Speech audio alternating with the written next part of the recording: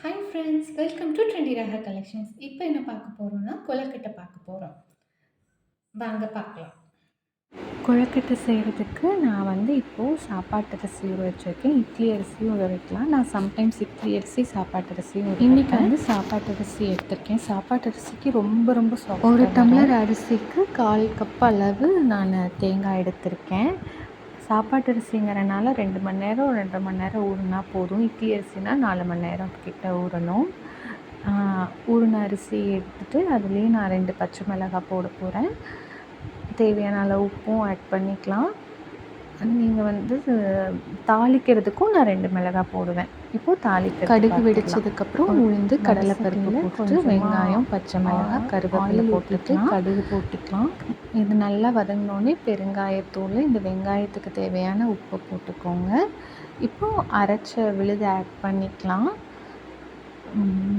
அரிசி மாவு ஆட்டி வச்சுருக்கோம் இல்லைங்களா, அதை மாவுக்கு உப்பு கம்மியாக இருந்த மாதிரி இருந்தது. நான் திரும்பி உப்பு போடுறேன். நீங்கள் உப்பு அளவு பார்த்துட்டு எவ்வளோ வேணுமோ அவ்வளோ போட்டுக்கோங்க.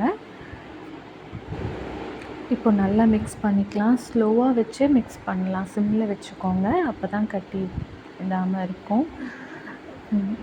நேரம் ஆக ஆக அப்படியே கெட்டியாகிட்டே இருக்கும். ஸோ சிம்மில் வச்சு அடி பிடிச்சிரும். அதனால் சிம்மில் வச்சே நல்லா மிக்ஸ் பண்ணிக்கலாம். நல்லா மிக்ஸ் பண்ணிகிட்டே இருக்கணும். இது நான் இன்னொரு நாள் மட்டை அரிசிலையும் செஞ்சு காமிக்கிறேன். அதுலேயும் செய்யலாம். அது ரொம்ப சாஃப்டாக வரும். சம்டைம்ஸ் நம்ம மதியானம் செஞ்ச சாப்பாடு மிச்சம் இருந்தால் கூட அதை கூட நம்ம அரிசியோடு ஆட் பண்ணலாம். சாப்பாட்டு அரிசியில் ஆட் பண்ணிங்கன்னா ரொம்ப சாஃப்டாகிடும். இட்லி அரிசியில் ஆட் பண்ணிக்கோங்க. இல்லை அப்படின்னா தண்ணி கொஞ்சம் கம்மியாக ஊற்றிக்கோங்க. அந்த ரைஸ் ஆட் பண்ணால் ரொம்ப ரொம்ப சாஃப்டாக வேக வச்சிடலாம். இப்போ மல்லித்தலை தேங்காய் சட்னி சாம்பார் நல்லாயிருக்கும். நான் இப்போ தேங்காய் 1/4 கப்பு, அப்புறம் பொட்டுக்கடலை கொஞ்சமாக தான் இருந்தது, ஸோ கொஞ்சம் போட்டிருக்கேன். இஞ்சி ஒரு துண்டு, பச்சை மிளகாய் 2 சின்ன வெங்காயம், இது எல்லாத்தையும் மிக்சியில் அரைச்சிக்கலாம். உப்பு போட்டு அரைச்சிட்டு தாளிச்சிக்கலாம். இப்போ நம்ம கொழுக்கட்டையும் ரெடி ஆகிடுச்சு, வெந்துடுச்சு.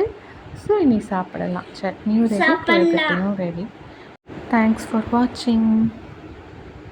ரெசிபீஸ் அடுத்த வீடியோஸில் பார்க்கலாம்.